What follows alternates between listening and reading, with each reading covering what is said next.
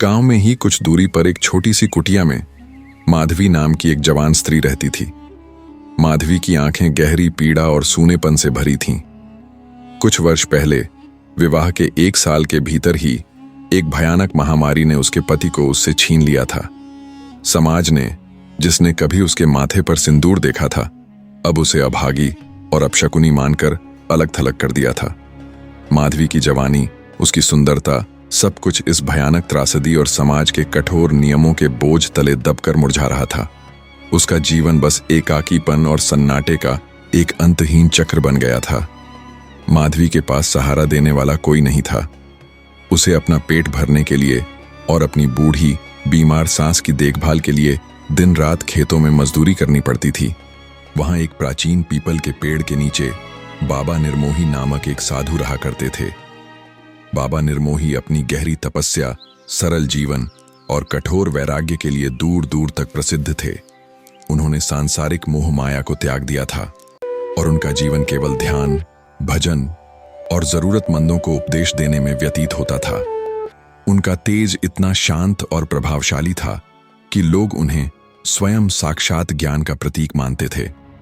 गांव के पुरुष जो बाबा निर्मोही के आश्रम में आकर आध्यात्मिक शांति पाते थे, वही पुरुष माधवी की बेबसी का अनुचित लाभ उठाने की फिराक में रहते थे।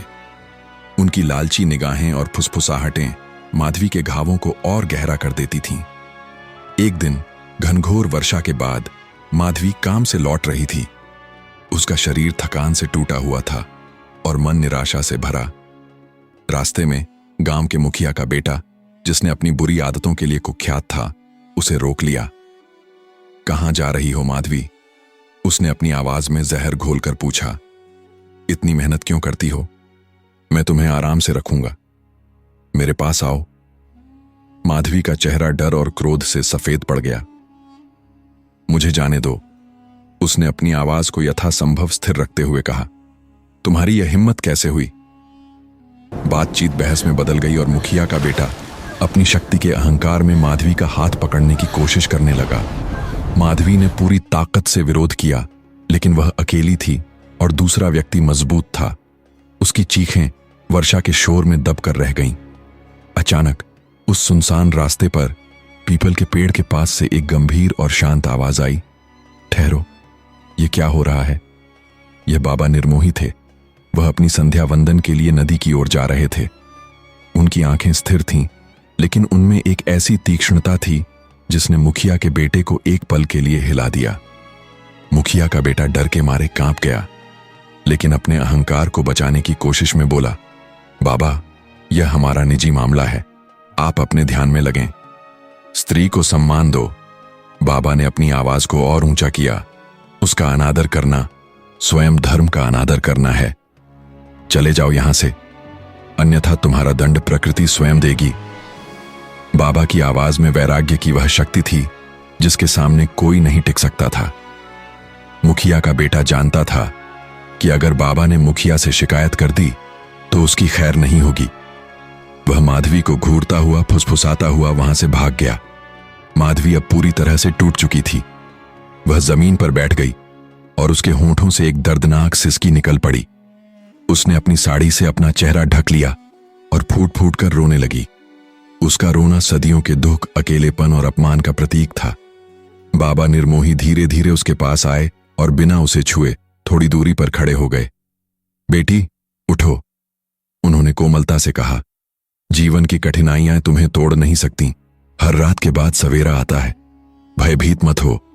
माधवी ने अपना चेहरा ऊपर उठाया। उसकी आंखें लाल थीं, लेकिन बाबा के चेहरे पर उसे पहली बार बिना किसी लालच या निर्णय के शुद्ध करुणा दिखाई दी। उस क्षण माधवी को लगा जैसे उसने पहली बार किसी पवित्र स्थान पर शरण ली हो। बाबा, उसने रोते हुए कहा, मेरा जीवन एक नरक बन गया है। मेरा पति जा चुका है, सास बीमार हैं और इस समाज ने मुझे जीने नहीं दिया। मेरे लिए जीना मर जाने से भी ज्यादा कठिन है। बाबा निर्मोही ने लंबी सांस ली और बोले, जीवन को कर्म का मैदान समझो बेटी। यदि तुम साहस और धर्म का साथ नहीं छोड़ोगी तो कोई तुम्हें छू भी नहीं सकता। आओ, मैं तुम्हें कुछ उपदेश देता हूं जिससे तुम्हारे मन को शांति मिलेगी। माधवी ने आंखें पोंछीं और धीरे से उठी। बाबा निर्मोही के पीपल के पेड़ के नीचे बैठकर माधवी ने जो उपदेश सुने वे केवल धर्म ग्रंथों की बातें नहीं थीं, बल्कि जीवन के कड़वे सत्यों को स्वीकारने और उनसे जूझने की कला थी। बाबा ने उसे सिखाया कि सच्ची शक्ति न तो पति के सहारे में है और न ही समाज की स्वीकृति में। सच्ची शक्ति व्यक्ति के भीतर निवास करती है, जिसे आत्मबल कहते हैं। उन्होंने उसे ध्यान करना सिखाया।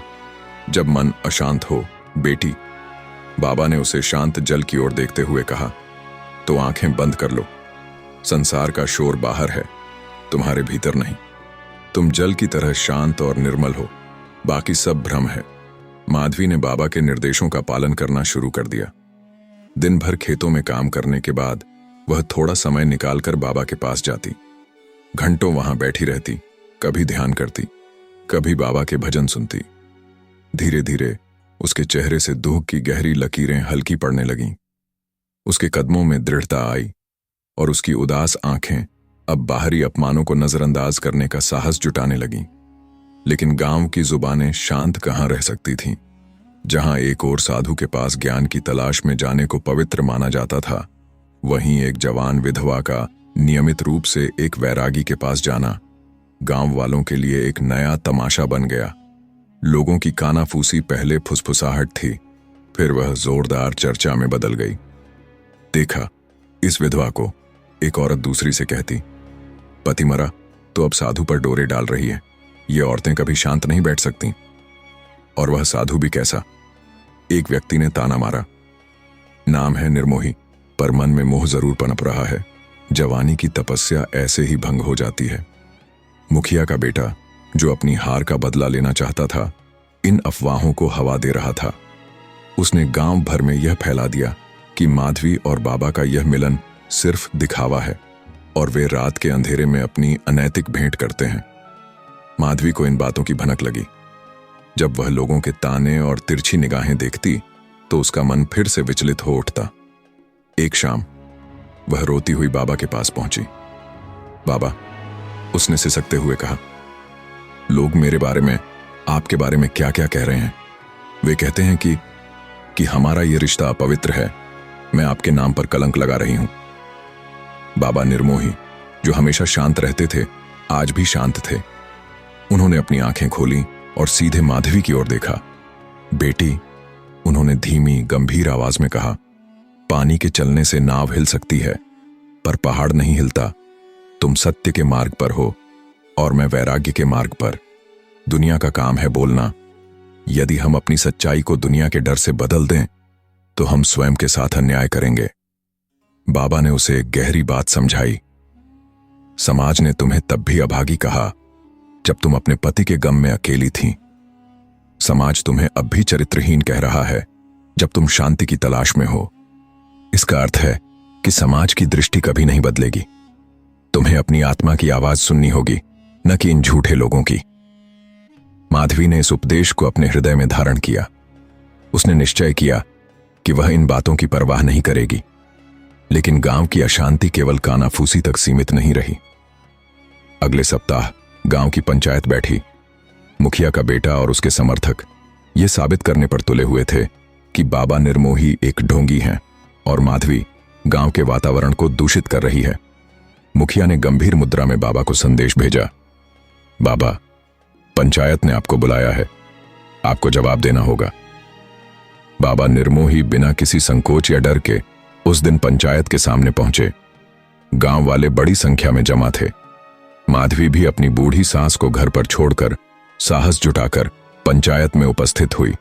मुखिया ने कठोर स्वर में बाबा से सवाल किया, आप एक विरक्त साधु हैं, आप क्यों एक जवान विधवा को रोज अपने पास बुलाते हैं? गांव में आपकी तपस्या और आपकी पवित्रता पर संदेह हो रहा है।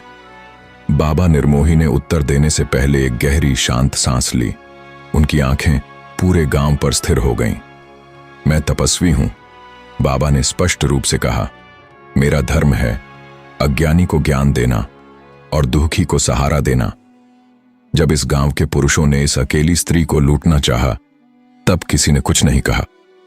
जब यह स्त्री अपने मन की शांति तलाशने मेरे पास आई, तो आप सब न्याय करने आ गए। यह पाखंड है मुखिया, यह धर्म नहीं। मुखिया का बेटा तुरंत खड़ा हो गया। ये सब झूठ है बाबा, आप केवल शब्दों से हमें बरगला रहे हैं। यदि आपका मन शुद्ध है तो आप इसे अपनी शिष्य बनाकर आश्रम में क्यों नहीं रख लेते? समाज की दृष्टि में इसका कोई समाधान क्यों नहीं करते? यह सवाल एक तीर की तरह था। समाज का नियम था, यदि कोई पुरुष स्त्री साथ हैं तो उन्हें संबंध का नाम देना होगा। बाबा निर्मोही के होंठों पर एक हल्की रहस्यमय मुस्कान आई। उन्होंने माधवी की ओर देखा जो डर के मारे सफेद पड़ चुकी थी। बाबा ने गहरी आवाज में घोषणा की, जिससे पूरी पंचायत स्तब्ध रह गई। ठीक है, यदि समाज को समाधान चाहिए तो समाधान दिया जाएगा। आज से माधवी मेरी शिष्या नहीं, मेरी धर्मपुत्री है और मैं उसे यहीं अपनी झोपड़ी के पास सुरक्षा और सम्मान के साथ रखूंगा। यह घोषणा सुनकर पंचायत में सन्नाटा छा गया। किसी को उम्मीद नहीं थी कि एक विरक्त साधु इतनी बड़ी जिम्मेदारी उठा लेगा। लेकिन बात यहीं खत्म नहीं हुई। बाबा ने आगे जो कहा उसने सबकी रूह कंपा दी।